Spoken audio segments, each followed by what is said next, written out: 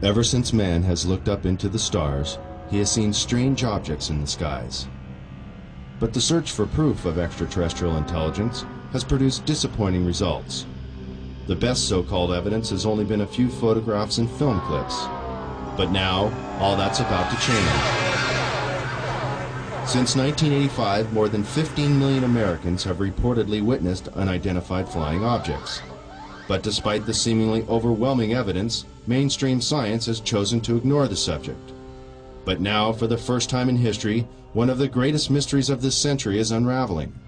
A former government scientist has come forward to discuss the military's classified work on extraterrestrial spacecraft.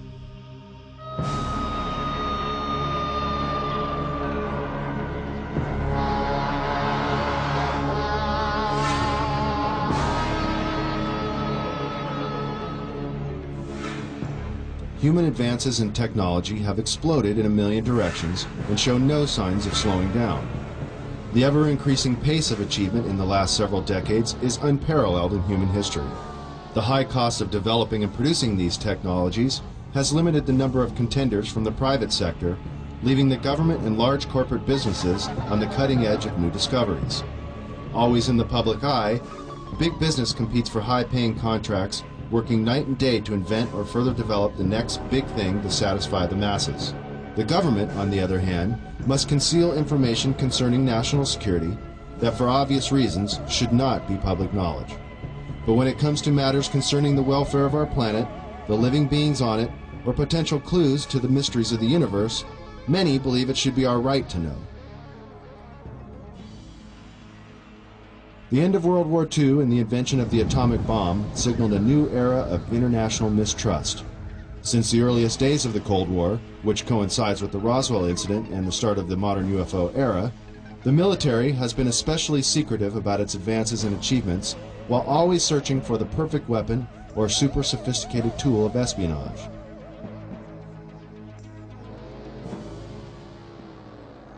High-tech surveillance equipment around the world, and even in space, has allowed global intelligence to see and be aware of many things that the common civilian cannot even begin to imagine. The military recruits many talented civilians when special expertise is required, and propulsion systems expert Bob Lazar claims he was one of them. In this exclusive interview, he gives his detailed account of his employment with the Department of Naval Intelligence at the top-secret facility known as S4, where, according to Bob, he was hired to work on recovered alien spacecraft. S4 is located 125 miles north of Las Vegas and 15 miles south of Groom Lake. This now not-so-secret military base at Groom Lake, Nevada, is known as Area 51, or Dreamland, as insiders like to call it. Born in 1959 in Coral Gables, Florida, Bob has lived much of his life in Las Vegas, Nevada. With degrees in physics and electronics from MIT and Caltech, he has dabbled in everything from chemistry to fireworks in an effort to understand the finer points of propulsion. He has even assembled a jet car with a 22,000 horsepower engine salvaged from a Navy F-3D Skynight that is capable of land speeds of over 350 miles per hour. Fate took a serious turn for Bob in 1982. Arriving early for a lecture at Los Alamos National Laboratory in New Mexico given by Dr. Edward Teller, one of the inventors of the atomic bomb, Bob was able to meet and talk to the famous physicist. Coincidentally, Dr. Teller was reading the local paper, The Monitor, with a featured front-page article on Bob, and the two struck up a conversation. Later, Bob sent Dr. Teller his resume for consideration, and soon after, Bob was hired by the Los Alamos National Laboratory. This Los Alamos-based directory lists Bob as an employee. By 1989, Bob was brought into the top-secret program at S4 known as Project Galileo. In the following interview, Bob reveals many details of this amazing experience.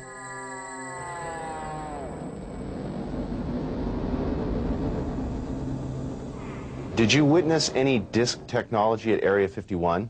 No, there was absolutely no ET craft, ET technology, anything like that at Area 51. This is why S4 was made specifically to separate it there. People at Area 51 do not have the clearance. How long were you employed at S4 And when were you hired?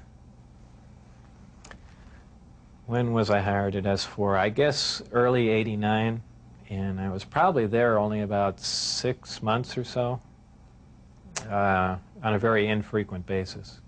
How were you transported to and from work? At the time that I was working there at McCarran International Airport in Las Vegas, there was a Special Projects EG&G building. When I was told to go to work, I drove there, parked my car there, and got in a plane at the airport, flew to Groom Lake, where I deplaned and waited for a bus, and the bus drove me down to S4.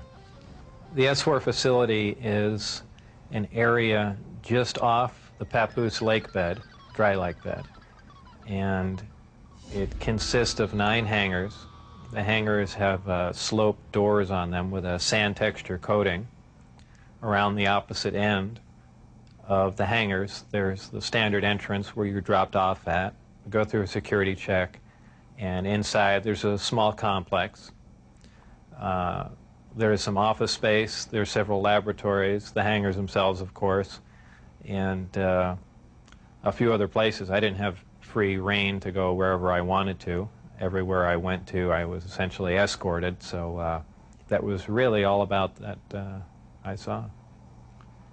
Inside the facility, what was the basic layout? Were there underground levels? I don't think there were any underground levels to it, though there could have been. I don't think it was an extensive underground facility. It just looked like an installation that was butt up against a mountain. And I didn't see any evidence of any stairs going down, elevators, or but like I said, I don't know. There could have been, and I just might not have been permitted in those areas. It's difficult to really surmise how long it had been operational. Everything did look fairly new. By that I mean I don't think this installation was there in the early 70s. Nothing was worn. Things look fairly freshly painted. So, as a ballpark guess, I would say it would really surprise me if the installation was older than 5, 7, 10 years, something like that. What agency is in charge of S4? Who controls the program?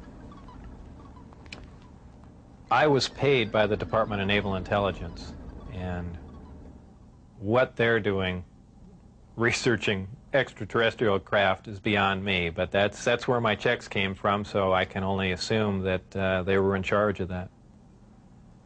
Did you see high-level government or military personnel at S4? No, not at S4. Anywhere in the overall facility at all? At Area 51, I believe